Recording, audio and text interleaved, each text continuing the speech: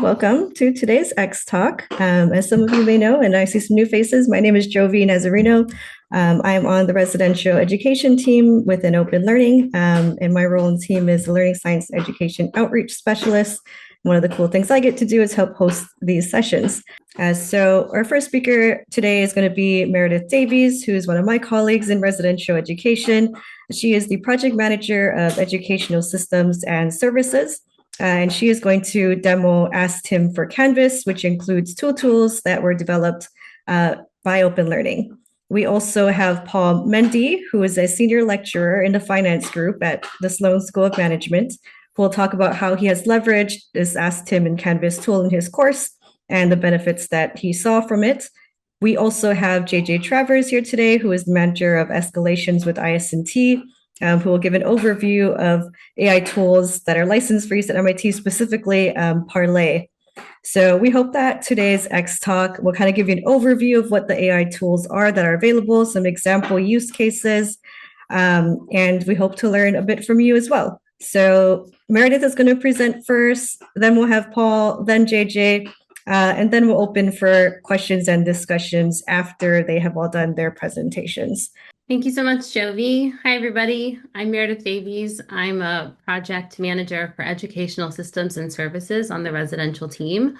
I don't see any notes in the chat yet, so maybe people are still thinking about that, but I have one additional question for you.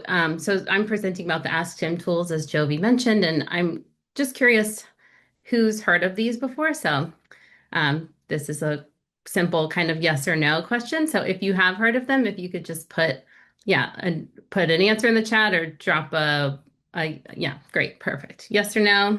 I just to get some context on where people are with this. So, okay, so the AskTim suite of tools, as Jovi mentioned, were developed by Open Learning Engineering, and they spun out of a group of tools that Open Learning developed for MIT Learn, which probably many of the people here know is the global-facing centralized hub for all of MIT's online learning opportunities. And from that set of 4 tools, 2 tools made their way to residential Canvas for use with our on-campus students. And those 2 tools are Course AI and Tutor AI.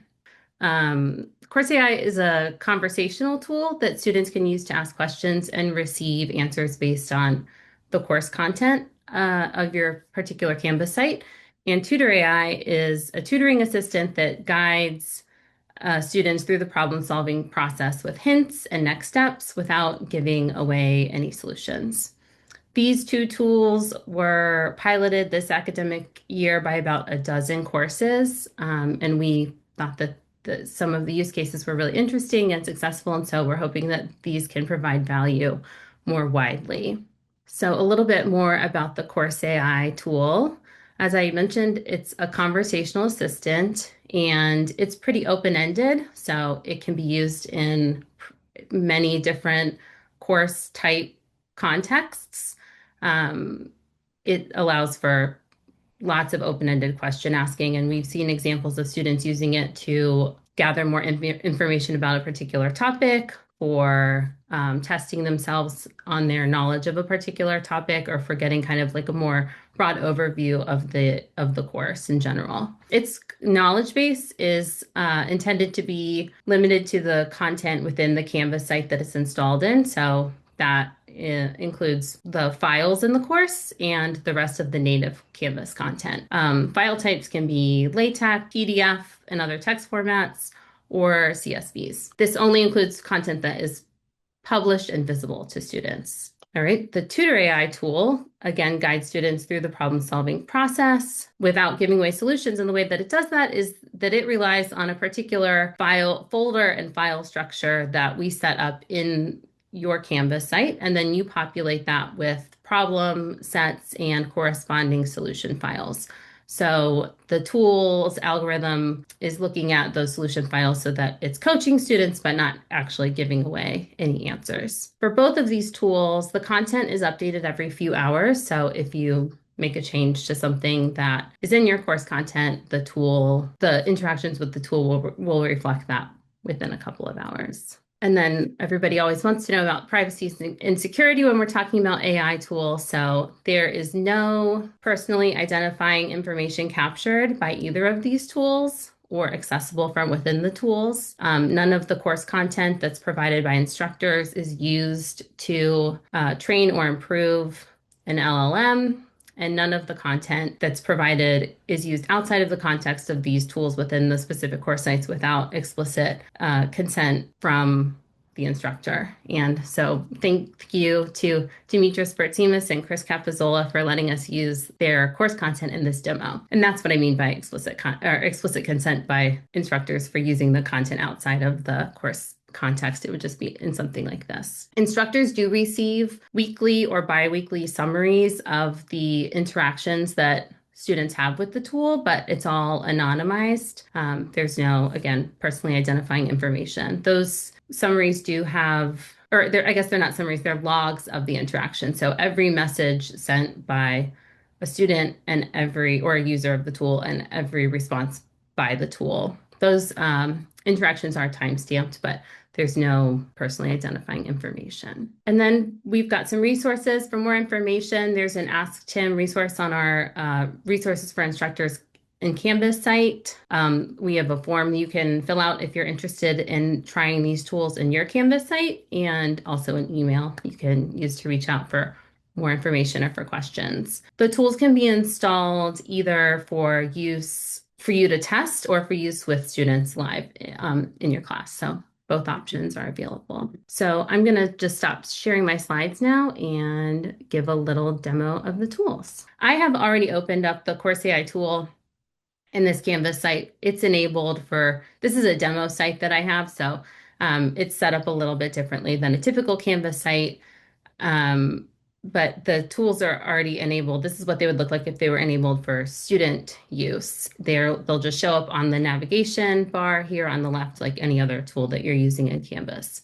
So the content, this is the Course AI tool, and this is the more open-ended tool that students can ask different kinds of questions to. And the content of this course is machine learning. So I don't know much about machine learning, but I think we can all get a picture of how the tool works from this demo and this content. So I'm going to say, actually, I've used this before, as you can see. So I'm going to say, explain the concept of convex regression to me simply.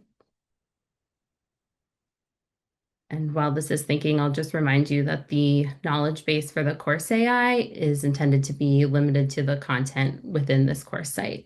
When it gives me the answer, it will also provide a link to the content so that the user can go verify with the actual course content that the answer is what they were looking for. Okay, so what we've got here is a simple breakdown of the concept from the tool. It's going to give me some information and the mathematical model, and like I said, a link to the relevant course file. This is still pretty complex for me, so I'm going to say, can you give me a real world analogy to help me understand what makes a function convex? Okay, so with that question, we have an analogy of the bowl, a bowl turned upside down, and then it kind of walks me through how this analogy, of course, relates to the concept of convex regression. And then from here, I might ask questions like, how does this relate to other topics in the course? Or I can ask it, could you give me some true and false questions on this topic to test my understanding. And I'll say that this tool also works well with humanities-based applications, which we'll look at next. So um, here it's given me a bunch of different true or false questions. I will say the last time I tested this, it didn't provide the answers directly. Maybe that would be a little bit better for learning, but you can see kind of like the applications of this tool. So because this is a demo course, I have also the humanities course set up here. And I'm just gonna ask, this course content is the Constitution and US history. This is from Chris Kepsel. So if I ask this one a question, was Mueller versus Oregon a victory for women? I think this is a good example question because this topic is somewhat contested, I believe, is my understanding, and nuanced. So the tool does a pretty good job of giving a nuanced response, and at the end, telling us that, in summary, here's some positives and negatives about this ruling. But I just want to show the tutor tool really quickly. And what I want to show here is that when students interact with the tutoring tool, they select an assignment that's based on that folder and file structure that's set up by instructors ahead of time. So that's where this drop-down menu is populated. They select the problem that they want to interact with, and we're back to machine learning here. So the tool has all of the context of the problem set that it's referencing. So I'm going to say, I'm not sure where to start with question 3A. And this tool, again, is going to coach through the problem without giving away the answers. So let's start by breaking down the problem. What do you think is the purpose? And it's kind of got a Socratic method here. So it's going to continue to ask the student or the user questions about their understanding. I might say, what does it mean to ignore the sparsity constraint in this context? And it'll continue to give me hints throughout. I can tell it, for instance, like, I don't understand this hint. Can you give me something else? And it'll kind of change its approach based on the conversation that we're having. So I think the value proposition of this one and the way that it interacts is pretty straightforward. So again, we're just getting some help with a problem set here, and I'll stop sharing. So I heard about this at a lunch talk, I think from Dimitri Bertsimas, and said, let's give it a try. So I was teaching 2 classes. I set up both of them, and it was almost zero effort. I have to say that most of the time that was taken was just triple checking the permissions to make sure the students wouldn't have access to the solution sets. But I did this for 2 classes. One, it was very effective. I'll tell you about that one just very briefly, and the other one less so, but it certainly did no harm. It took almost no effort, and I'd encourage everyone to give it a whirl. The one that was most effective was a course in financial engineering, which is a difficult course. It's a technical, mathematical, and conceptually difficult course, and involves a lot of math that some students have never seen. So we start out on the first day doing simple linear algebra, and quickly they're doing stochastic calculus. So students do need more support as they go along. In terms of preparation, I prepared nothing differently. I only used existing course materials. The assignments for the students, it's basically a math class. They're weekly problem sets, and I had already written up detailed solution sets in LaTeX. Pre-AI, we'd been concerned about the solution sets circulating and students, whether they're doing their own work or not.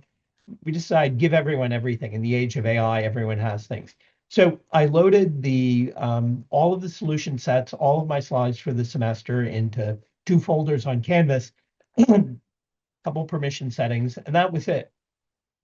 What the students were able to do, as Meredith showed you, is engage in 2 different ways. One is asking general conceptual questions about the course. what's the difference between type 1 and type 2 arbitrage? What are martingales?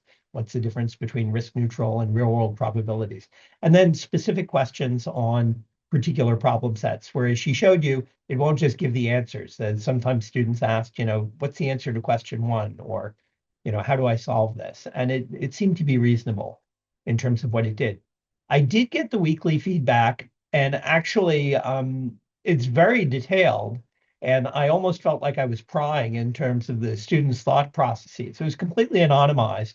But after I could see that the students were doing useful things with it, I really stopped looking at it until 2 days ago when Meredith sent me a summary of all the log files and processed. And the students were doing really good things with it. So one of the ways in which, so from my point of view, I did nothing. But the students don't ask enough questions, and they have a lot of questions. And this is a very good channel for them to have. They have access to me, they have a TA, they have office hours, they have recitations. But these are tools that are available 24/7. They can go and they can just ask a question. No one's judging them, no one's listening. Well, I told them it's being logged, so they know that, but no one seemed to hold back on what they were doing. And it just seemed to be all upside. I did not give any advice about how to craft prompts. I've done that generally in guiding students about the kind of misleading things they can get, particularly in this course. There are lots of wrong answers out there. But this was a tool they used on their own, and it seemed to be helpful, and not everyone was engaging with it, but I think we'll see where it goes in the future. The other course that I had was more open-ended. So the other course I was teaching was a lab course, a lab in investments. The material involves a lot more independent reading. The assignments were team-based projects that were more open-ended. There were no solution sets. So the students, I could upload the assignments, but not the answers. And, I don't know that the students had as much use for it. So perhaps someone could engineer things accordingly. Unlike the example Meredith gave, I think there are no political overtones to any of the technical mathematics and financial engineering. So I really was not worried about, anything being phrased or said in the wrong way, and it was a good fit. But obviously your mileage will vary and you can see where it fits in different courses. I'm happy to take any questions anyone has. But I really want to just say what an incredible job everyone did behind the scenes to make it so easy for an instructor to just upload things and go. I mean, that really was a perfect fit, and it really did seem the students benefit. So I just want to take the opportunity to say thank you to the whole team. Thanks for having me, everybody. JJ Travers from IS&T. I'm going to chat with you a bit about Parley. So as everybody knows, Parley, well, hopefully everybody knows, launched last month. And it represents IS&T's new strategy for AI. Initially we were licensing various enterprise tools and like Copilot and Gemini and ChatGPT, and very quickly, for a lot of reasons, that was challenging and not sustainable administratively and financially. So we pivoted to Parley, and that's really our primary strategy moving forward. So why did we do that? Avoiding vendor lock-in is a big one. There's a lot of choices out there. However, if we went all in with, Google, for example, that doesn't really allow us to stay competitive. It limits the models that are available to the community. And because Parley is built on an open source piece of software called LibreChat, it's a sandbox environment that we can develop to be whatever we need it to be for the community. And most importantly, it's expandable. So, when we started, we had, I think, 3 models, and today we have over 15, and we're actively looking at adding 2 more. And really, the sky's the limit. Obviously, there's security concerns there and cost, but really it just enabled us to add, potentially as many models as we like. It's very secure.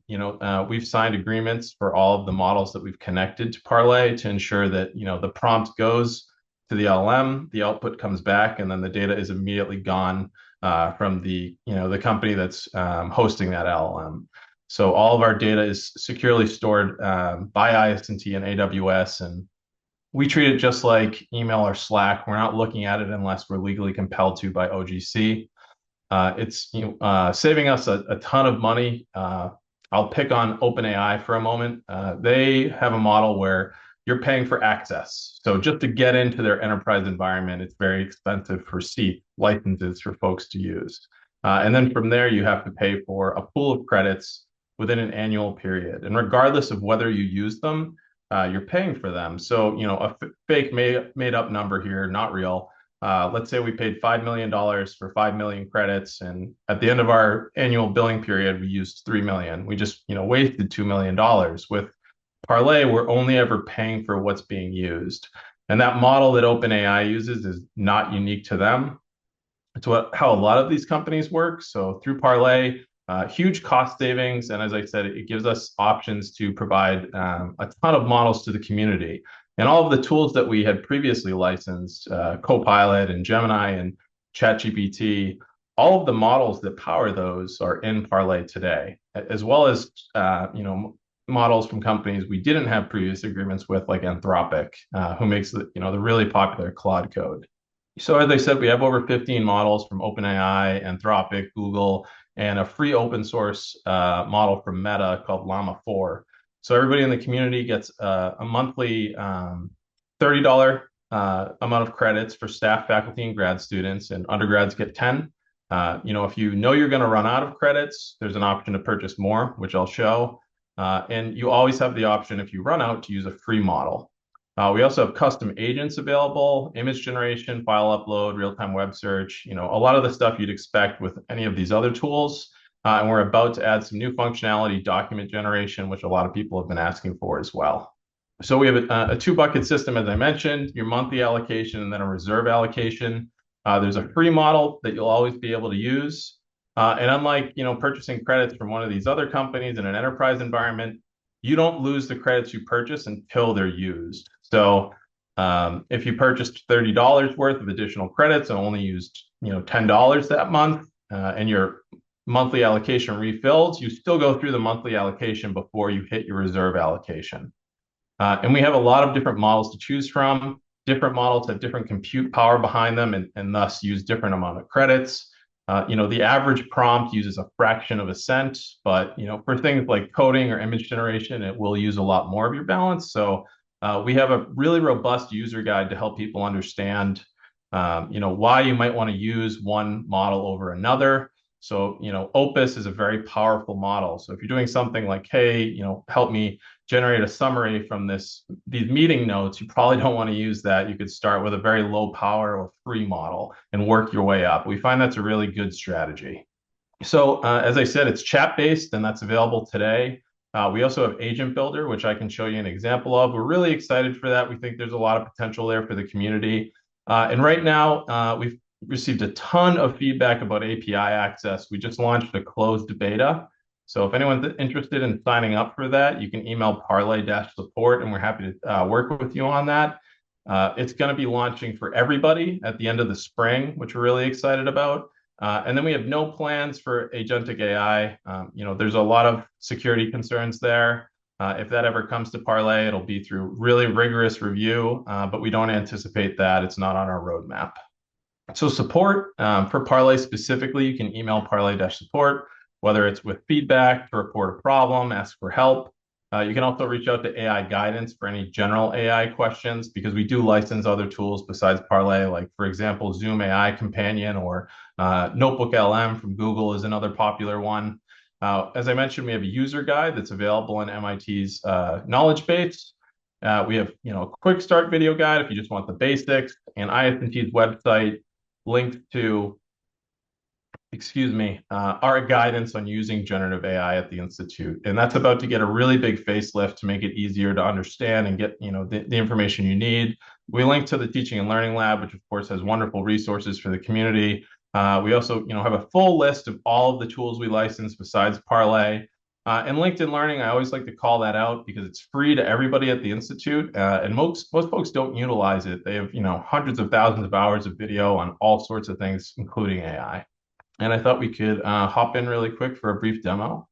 So, when we're in Parley, parley.mit.edu, you're logging with your Kerberos credentials.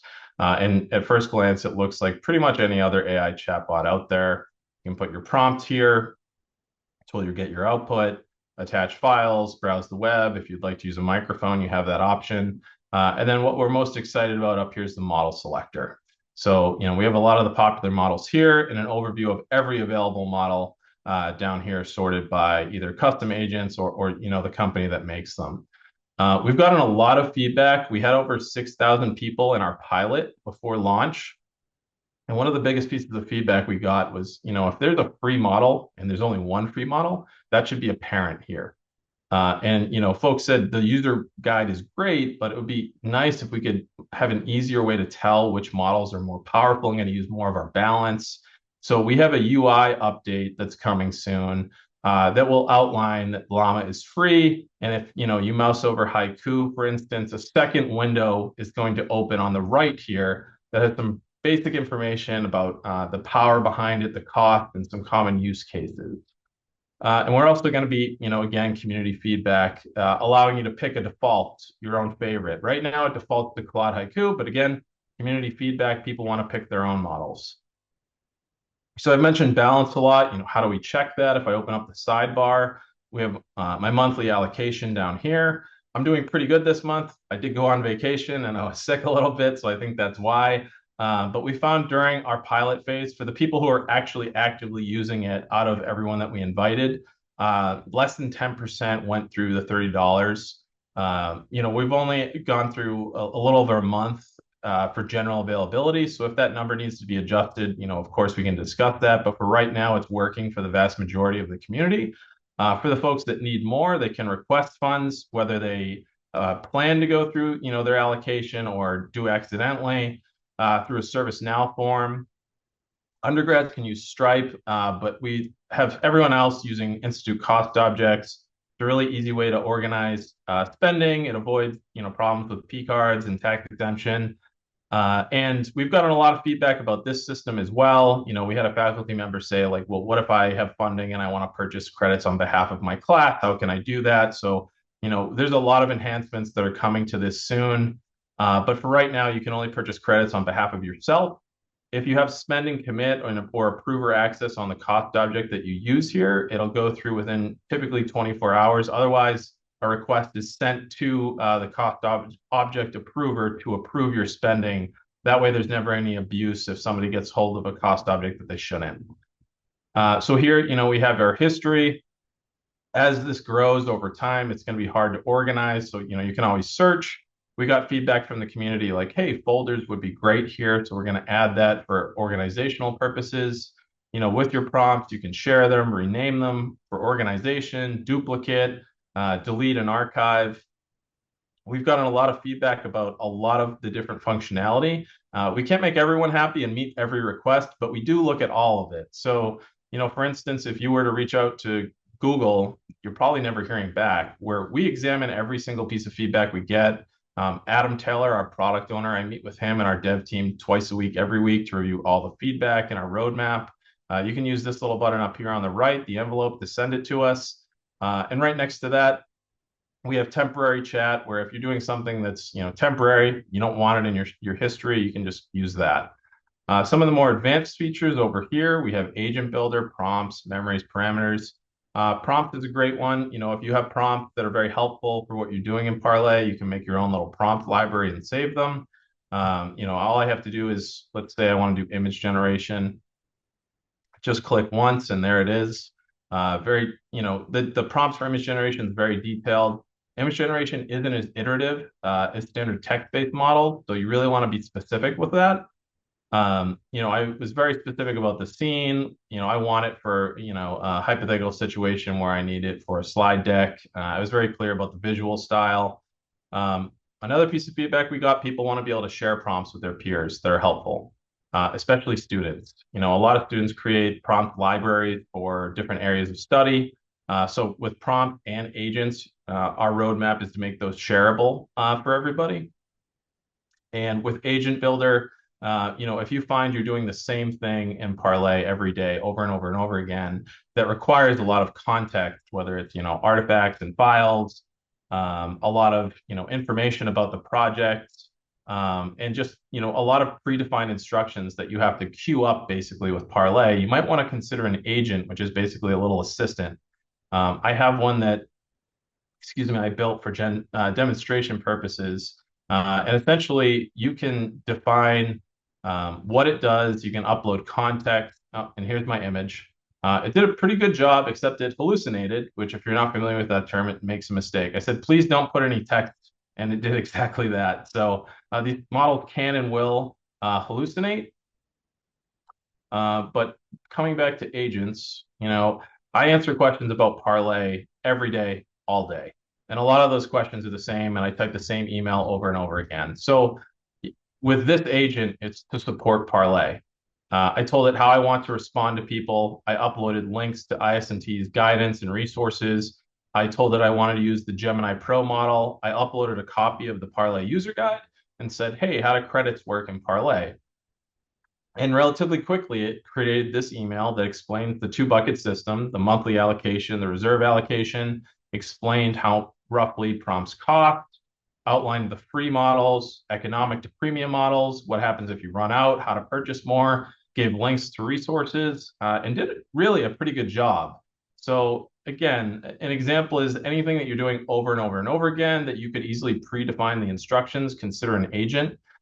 We have plans to, long-term create like basically a marketplace for MIT within Parlay to share agents and, within teaching and learning or administrative work with their peers in the community. And we're really excited for it.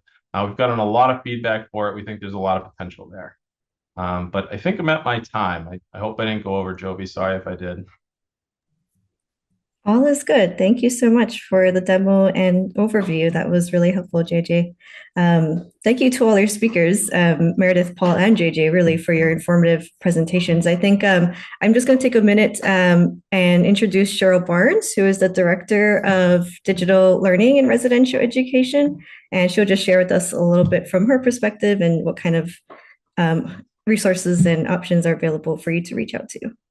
Thank you, Jovi, and thank you to our presenters. This was so great. Really enjoyed hearing. Even though I know these tools, I learned things, and I'm not going to take much time because there's some good questions and use cases in the chat. But I just wanted to say, put in a little plug for residential education, basically, public service announcement. If you're using generative AI in teaching or learning and have already posted a blurb, Tyler, thank you. That's great. If you haven't, there's still time. We would really love to hear in the chat what you're doing, no matter how big or small. For the faculty and instructors here specifically, just a reminder, as you're considering leveraging generative AI or other tools in your teaching, our team is here to help. We bring a wide range of expertise with tools, plus pedagogical and learning analytics expertise to help make your teaching more effective and efficient. And I'll repost our contact info in the chat. We'd love to hear from you. And that's it for me. For now, we'll just go back to Jovi and the questions. Looking forward to the discussion. Good to see you all here. Thank you. Thank you, Cheryl. I'm sure there are questions. I know there's a couple in the chat that we can kind of just maybe dive into to start with. I think there's one, JJ, that was more around Parlay. Someone asked if you can clarify how you distinguish between the agent that you were sort of demoing and the Agentic AI, which you mentioned is not offered through Parlay. You can clarify that, sure. please. So the agent that I was demoing was something that, I controlled. It did what it did because I interacted with it. And once it performed the one task that I asked of it, it stopped. So Agentic AI is, autonomous. It's operating and doing all sorts of things without human oversight or permission. So, people are using this in customer service a lot right now, like in call centers and, taking orders in drive-throughs. Like it can take all sorts of different input and take all sorts of actions as a result. Whereas the agent is doing, one thing and it's very controlled. Like it's not taking actions outside of Parlay with like databases or, and there's a lot of danger there. Like for instance, a startup was recently in one of the, tech blogs that I follow. They had agents running that had access to their production databases, and the agent thought that the right thing to do was to delete the entire database and all the backups for it. So it's kind of a security nightmare. They can be tricked into doing things by nefarious parties that they shouldn't. Whereas the agent I demoed is, it's controlled. It can do one thing when I interact with it. And if I'm not interacting with it and giving it data, it can't do anything else. I hope that was helpful. I guess like to the second part of the question, the value of having it embedded in the Canvas site, I think is twofold. First of all, it's the experience for the student of just having everything right there. So while they're working on their Canvas site course, assignment, whatever, they can kind of use this tool all in one place.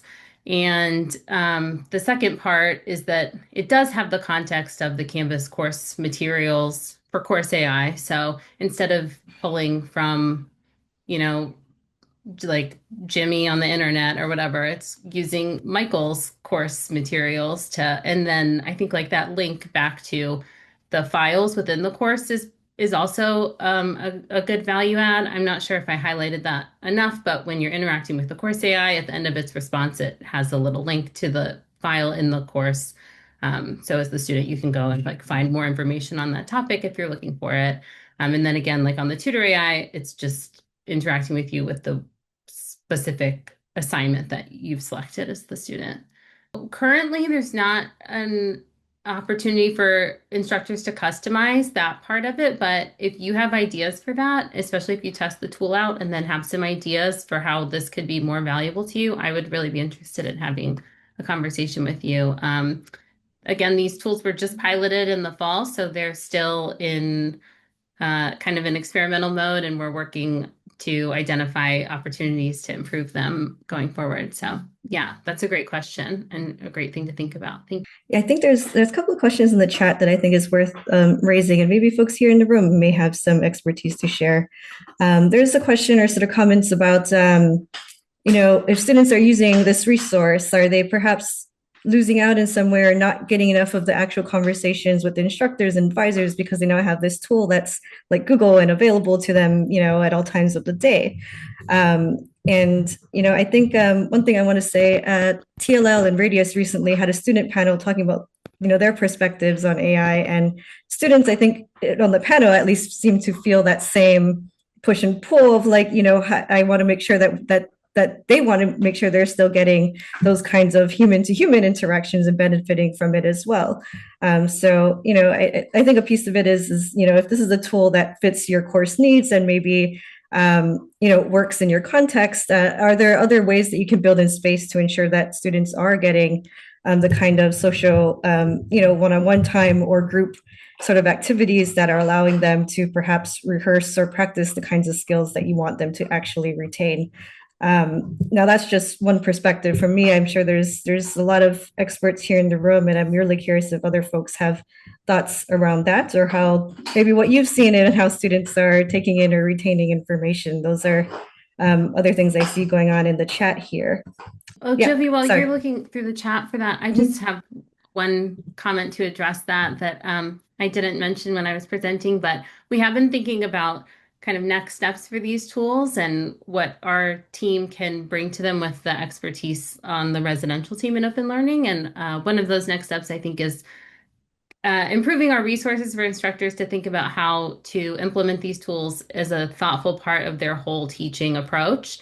And similarly, for students to think about how to use these tools to actually enhance their learning and not outsource it to the tool. So I was having a great conversation with my colleague Lauren about this today, that students need some education potentially about how to think about how they use these tools and what actually makes a difference in their learning and their retention of content. So I think that's one actionable item for our team. I think that's already available in a way. I was chatting with Meredith before, who sent me, just in preparation for this, a summary of some of the conversations for my course. And some of them were run through AI to summarize what were the questions and concepts. And looking collectively, it's good because it gives an insight as to what the students are asking. And I think that's, in addition to the normal ways that we interact with students. So I don't think this takes anything away. It's one extra channel. If they're it can only be better because it's a somewhat more controlled and channeled environment, and you can find out what they're asking and in a general way. And I think that's useful. That's certainly available. These are all really great questions and things that people are bringing up. I have two quick thoughts. The first one is, I think it really is in thinking about the context of your course and how this is going to be situated within that. So Lourdes brought up a really great example and sort of thinking about like, how does this fit into meaningful interactions? One example we had, there are lots of courses that sort of ask the students to sort of demonstrate they've been working on a challenge. Like, did you go to see this TA before you sort of submitted an extension for a pset? Or did you do this before you came and worked on these things? And maybe this is a way to sort of give them another avenue to get that type of engagement, but still encouraging them to then follow it up with going to the TA or coming to office hours or coming to these things. And so thinking about how it fits into the whole context. And the other thing I'll think I'll say is that, Paul did a really great job of mentioning how easy the setup was. And I wanted to sort of connect that with what Meredith was saying at the end is as our team continues to think about what the resources are, continuing to provide those sort of bridges of how people, resources and materials and things. We're excited to sort of bring to the community those resources to show like, here's how you might communicate this with the students. Here's maybe some things that you want to show them or give them ahead of time of how you want them to use this in your course, because it is going to vary very differently from course to course about how some of these things might get implemented. And so framing that and scaffolding that for them, I think becomes as big a part of just flipping the switch as some of the other pieces. So I think it's a great example of how they can come together. Yeah, the short answer is that Canvas actually has, because that kind of a tool would be interacting with so many parts of Canvas itself, it would be very Canvas specific, you know what I mean, as opposed to like something more generic interacting with your problem sets and your solution. And Canvas has developed essentially the tool you just described. For an extra fee. So, we pay for Canvas, but it's actually not a lot of money. And so they're monetizing their development there. So we have sort of played around with some of those tools, but we haven't actually pursued them based on the current budget situation. We have built custom MIT tools inside Canvas. The photo grid, IS&T built that. And if there was, if we could define a course, we're not going to do everything for everybody, probably. I'm certainly not going to build as much as Canvas is going to build for the 6,000 schools that are using Canvas. But if there's a course that has tools, for example, maybe changing the dates, things like that, that we could define, a kind of a set of capabilities that would be really widely used and really valuable and within the scope, but feasible. It's not impossible that we could try to build something like that. Maybe I'll put that on our list to keep gathering information about. And if people have additional information about things like that, let us know. Thanks very much for sharing. If someone has additional thoughts, we probably have like less than a minute to share them. But I just want to call out that student panel that was recently held, because I think one of the things that came up in there was transparency from the student perspective. There are students who are very much interested in sort of co-developing what the AI policy should be for a class. There are also students who just like whatever you decide, whatever you sort of point on the spectrum you are of like AI use or no AI use, would like to just understand what your rationale was behind that, because they may well follow what you're saying because they trust you as the expert too. So you can kind of lean in that a little. Lourdes was the moderator, so she may have additional ideas with TLL as well. So I'm so sorry, but we are just out of time actually. So I'm going to have to bring this session to an end, but thank you all for being here, for sharing thoughts and comments and use cases and asking these questions. I think they're all really important for us to, get together and talk about. So best wishes to everyone as you, get towards the end of your semester, and hopefully we'll see you at a future event. Thank you.